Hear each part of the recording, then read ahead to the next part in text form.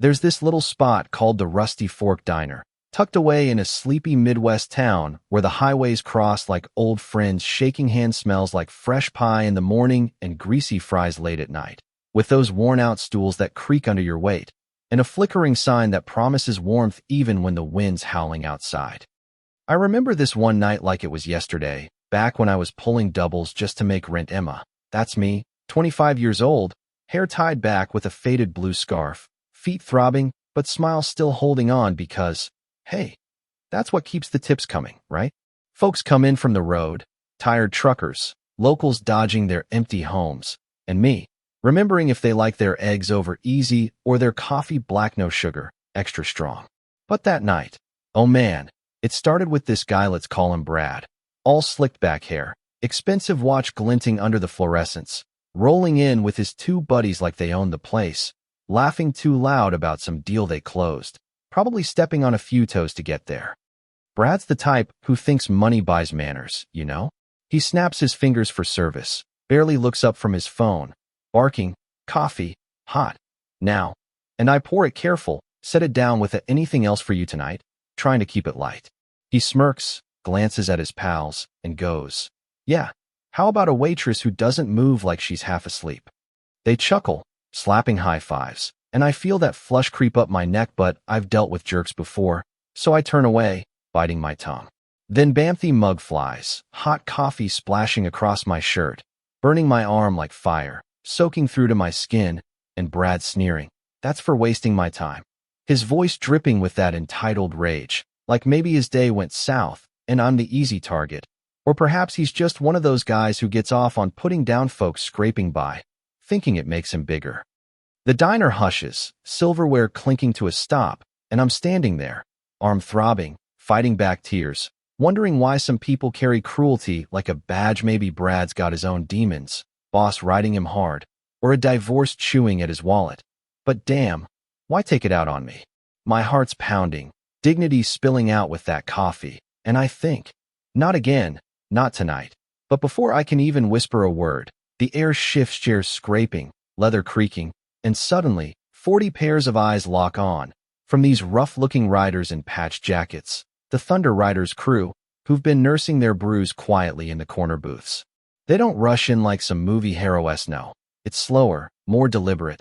These guys who've seen miles of asphalt and more than their share of bar brawls, standing one by one, shadows stretching long across the checkered floor, making the room feel tighter, heavier. The leader, Mike, big guy, salt and pepper beard, hands scarred from wrenching bikes and maybe a few knuckle steps forward, real calm, his voice low but cutting through the silence like a revving engine. Did I just watch you dump that on her? Brad spins, still grinning at first, but it fades quick as he sizes up the wall of leather, his buddies shifting uneasy, whispering, dude, let's bounce. Brad puffs up though, that false bravado kicking in probably from years of boardroom bullying, where words cut deeper than fists, and snaps back. What's it to you?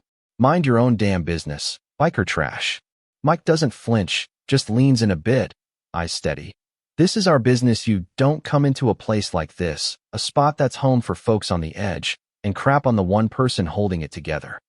Emma hears the heart of it, remembering your kid's birthday, or how you take your Joe, and you think you can burn her cause your ego's bruised. The tension builds, my pulse racing. I'm whispering, please, no trouble, scared it'll turn ugly, but deep down, something stirs, like finally someone's seeing me, not just the uniform. Brad laughs, nervous now. It's just coffee, she'll survive, call the cops if you want. I've got lawyers who'd eat you alive. A chuckle ripples from the riders, cold and knowing, one slamming his fist on the counter, boom like thunder, making Brad jump. Mike's voice drops deeper. 50 witnesses say you assaulted her, pal. But we're not about badge, we're about respect. Apologize, right now, like you mean it. Brad scoffs at first. To her? She's just slinging hash. But the rider's close in a step, boots thudding in sync.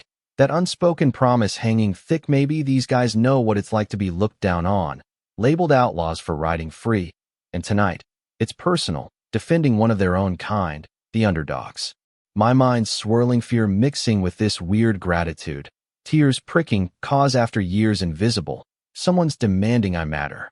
Brad's cracking, knees wobbling, finally muttering, sorry, but Mike shakes his head. Nah, try again, look her in the eye. And he does, voice breaking.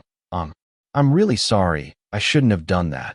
The words tasting like ash, his face red with shame, that power he wielded flipping on him.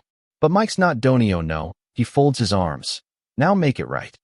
Pay for her whole shift, tips, and all cause tonight's about learning your worth ain't in your wallet.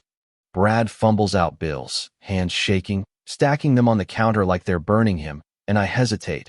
No, really, it's okay. But Mike insists. Take it. M8's not charity, it's restitution. The diner claps softly, folks nodding, and Brad tries to slink out, but Mike stops him cold. Hold Yupiri, serving her now. Pour that coffee, bring it over, treat her like the queen she is. Brad's humiliated, stumbling behind the counter, pot sloshing, delivering it to my booth with a whispered, here you go, and I nod. Thanks, seeing the defeat in his eyes, maybe he'll think twice next time, or maybe not. But right then, it feels like justice, simple and raw. As he shuffles out, tail between his legs, the place erupts in cheers, not wild, but real, heartfelt, and Mike turns to me, softer now. Don't ever let him dim that light. Emery, why we keep coming back.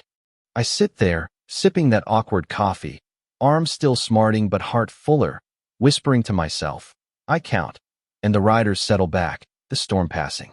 Later, as they gear up to ride, engines rumbling like distant thunder, I slip Mike my blue scarf, for reminding me, and he ties it to his handlebar, a flutter of blue against the night.